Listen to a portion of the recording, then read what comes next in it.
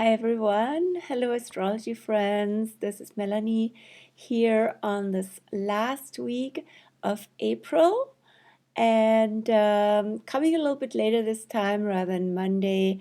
It's already Wednesday, but never mind.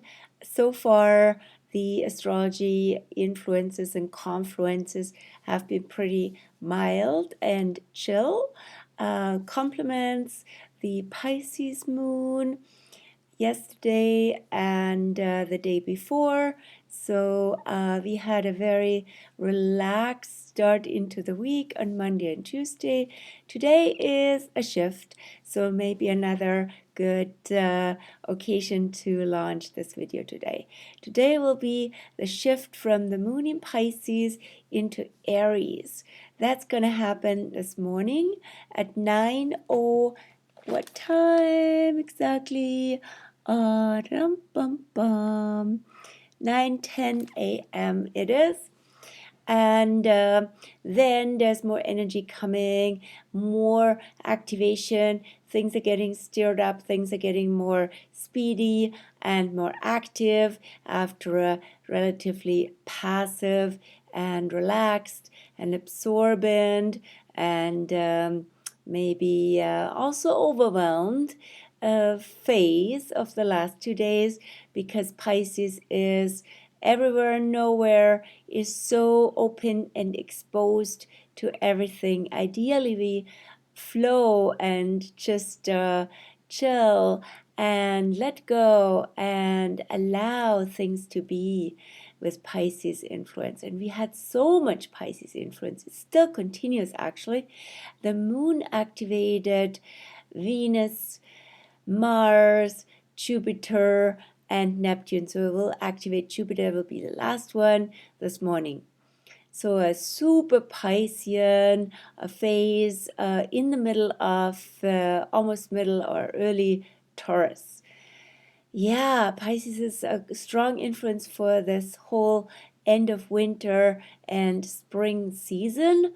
In other words, also showing us what a transition year we're in. A bigger shift will happen still when Jupiter leaves Pisces and enters Aries for its first phase. That's going to be on May the 10th until end of October. And then it goes still quickly back to the very tail end of Pisces until winter solstice. So now we're in a very tail end already for the first phase of Jupiter in Pisces, showing us again how all is connected, how vibrations really make a difference. And when we are in openness, in gratitude, in higher vibrations, we also attract something that matches that. And there's abundance. We're tapping into the abundance of the universe versus scarcity mode, fear, resistance, judgment. All of that separates us, obviously. Lots of lessons to learn in that regard with Saturn, teacher, taskmaster, and showing us what happens, cause and effect, and karma, and often showing us things through pain and through lessons in these years in Aquarius. Aquarius since winter solstice 2020 until March 2023. Still almost a year to go with Saturn Aquarius. Lots of lessons to learn regarding society, humanity, groups, friendships, what causes separation, and what is required. Maybe it feels harder and than usual, but maybe also harder than it needs to be for people to reconnect and for people to actually come again together in like-mindedness and not in separation and not polarization against others, but more relaxed and more seeing the human nature of one another. Anyway, we're moving into Aries moon phase. That's today, the 27th, and also 28th, 29th until the evening. And then the moon enters Taurus, where we will see also the partial solar eclipse new moon on Saturday the 30th. And that is a big one because it's the one solar seed eclipse of the year. It opens the eclipse season of spring that will consist primarily of this partial solar eclipse and also of the total lunar eclipse on the 15th of May. And of course, the effects, as always, effects of eclipses exude at least throughout the month before and after the eclipse. Some people even say longer. And then we'll have a fall eclipse season as well in Scorpio when the solar eclipse happens in Scorpio end of October and lunar eclipse in Taurus Scorpio in November. But that's basically where the eclipses happen this year and next spring still, showing us that what's on the outflow and what's in the intake, where there's fresh energy that we can absorb and we can really benefit from. And in this phase, it's Taurus. So the bonus of Taurus is, of course, enjoyment, nature, openness to all the goodness of life, all the abundance that is available now when we appreciate, when we value what's really joyful and to let that in. And that will be the new moon in Taurus, and in this case, a solar eclipse, a partial solar eclipse, not a total eclipse, but it is a new beginning, is emphasized in this one. And this eclipse also comes with Uranus. The planet Uranus is close to the eclipse new moon, and Uranus has been in Taurus since 2019, which I call the phase of embodying freedom. Uranus in Taurus since 2019 till 2026. Not that this is easy, but it is liberating and it's a big breakthrough. What would be breakthroughs into freedom, really embodied freedom, mean to you? And so literally all our senses, where our sense of belonging, more in a physical, enjoyable, comfortable way rather than the emotional way. That would be more the Cancer side, where we find it, how we find it, where all of our beingness really feels really alive and vibrant and totally liberated.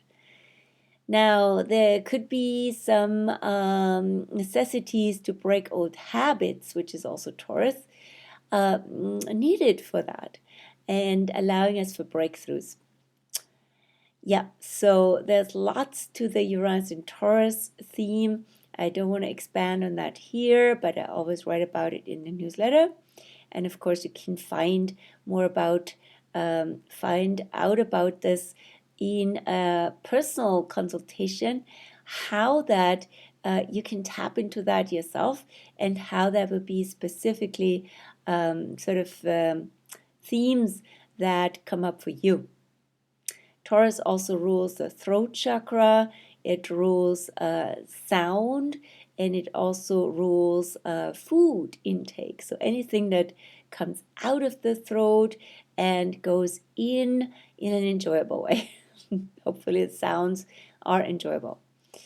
So it is also about coming back to our senses, coming back to our common sense, slowing down, enjoying spring, and and sitting, meditating in a way that calms us down, rather than going so much into dark rabbit holes and loopholes and into a place of pain and actually self-inflicted and often also self-depreciating experiences that pull us down.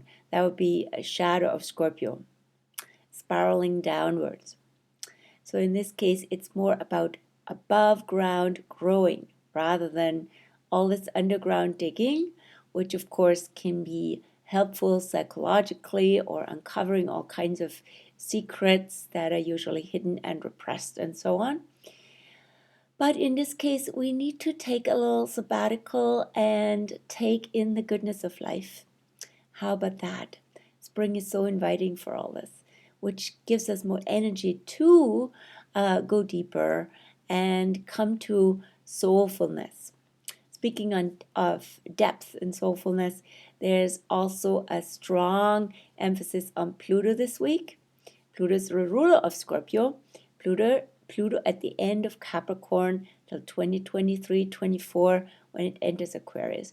But Pluto is going retrograde from having gone direct, having gone in forward motion from Earth's perspective since last October. It goes retrograde as every year, these years in April, which will be in this week on the 29th. So in other words, in 2 days. Pluto goes retro until October the 8th. And that is a phase also of turning from all this external and often externalized power, exposure, and focus to inner power, to inner source, to inner connection with our core. And from that place, gaining strength, just like with Capricorn being solid as a rock, solid as a mountain, from the inside out, versus turning all our focus and resistance and attention, judgment towards external power. So what makes us powerful from within will be a big theme over the next 7 months or so. And that shows in the Capricorn world especially. So if you have anything end of Capricorn, this really affects you. And you will be guided, or here's an invitation, there's no guarantee, right? So there's an invitation to be guided inwardly, to come to your inner sage, to your inner rock solid place, to your inner connection with natural laws, to the ancestors, to anything that is sustainable and solid. So this much for this week. Maybe a shorter one, but I guess that's actually better for me anyway, because it's already late. And more in the Astro News via email for those who have subscribed, and of course also in the blog where I write about Pluto, where I write about the eclipse especially, and so on. I wish you well and powerful week and a powerful transition into a very earthy phase and new seed eclipse, new moon, partial solar eclipse in Taurus. Cheers. Oh, yes, lastly, a happy Beltane on May 1st. So wish you well for mid-spring and for everything that is strong, solid, juicy, enjoyable, and valuable. Bye-bye.